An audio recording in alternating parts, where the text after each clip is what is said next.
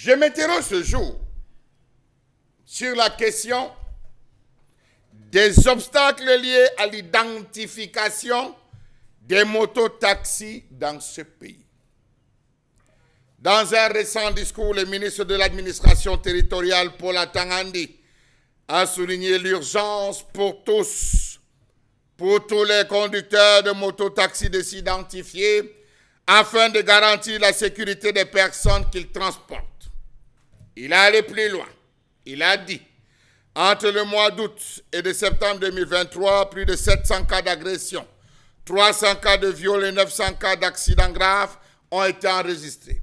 Selon les rapports, sur les plus de 6000 conducteurs de mototaxis à Yaoundé, moins de 2000 sont identifiés avec les documents requis.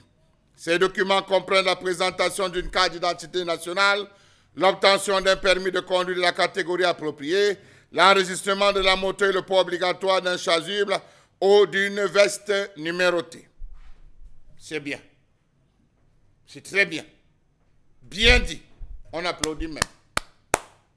Comment comprendre le non-respect du décret du 30 juillet 2013, modifiant et complétant certaines dispositions du décret du 31 décembre 2008, fixant les conditions et les modalités d'exploitation des motocycles à titre onéreux, qui précise en effet que toute moto-taxi devra, avant sa mise en circulation, être immatriculée par les services territorialement compétents du ministère des Transports et posséder un numéro d'identification attribué par la commune du ressort du lieu d'exploitation. Point. J'ai convoqué ici 2 décrets. 31 juin 2013, 31 décembre 2008. On ressort en 2023. Après combien d'années d'existence du tout premier décret, modifié et complété? À qui la faute? Au mototaximens? Non. À vous. À vous. Messieurs les responsables et les dirigeants de ce pays, c'est à vous la faute. Parce que ces multiples décrets devaient être appliqués. Passons. Aujourd'hui, il faudra désormais 9 pièces aux conducteurs de moto-taxi.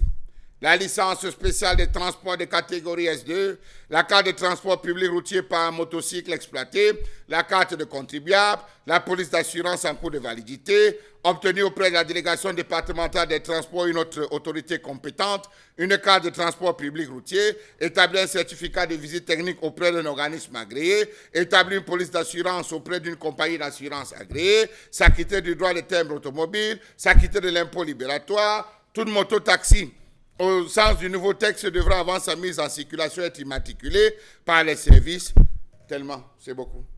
Tout bensikiner ou tout moto-taximan devra également disposer de 11 équipements et accessoires. Il s'agira d'un réservoir de carburant peint en jaune, un casque de protection pour le conducteur, un casque pour le passager, un trousseau de dépannage, un pare-choc avant-arrière, 2 rétroviseurs, un dispositif complet d'éclairage et de signalisation, un dispositif freinage fonctionnel.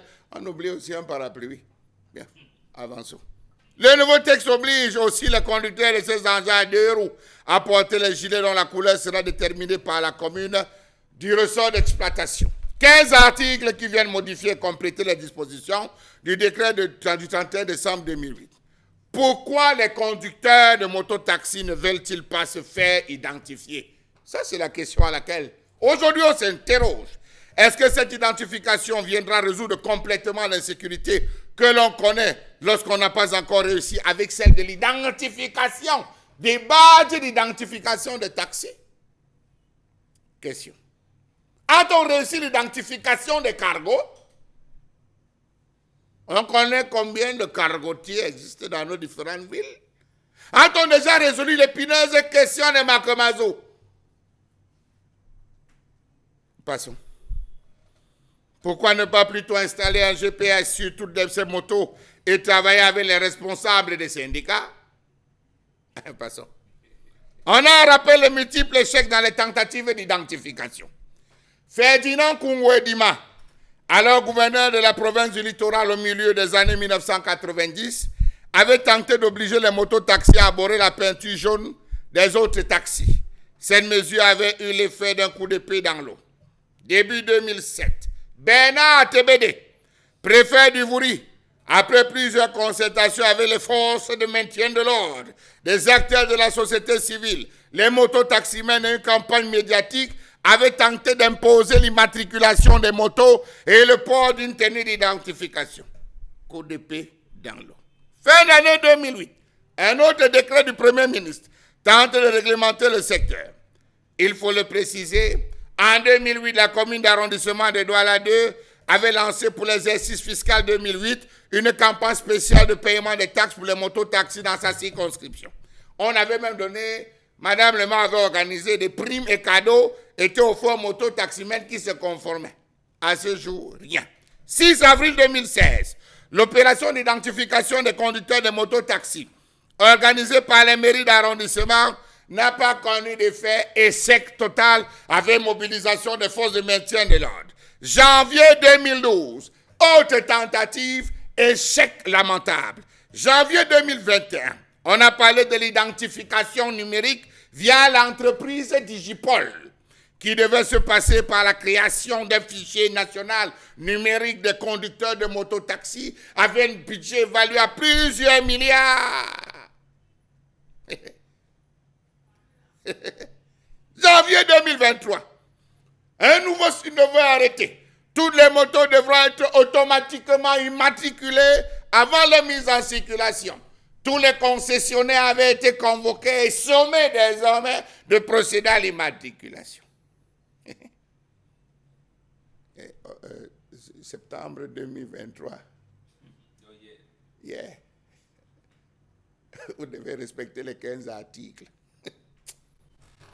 Monsieur King.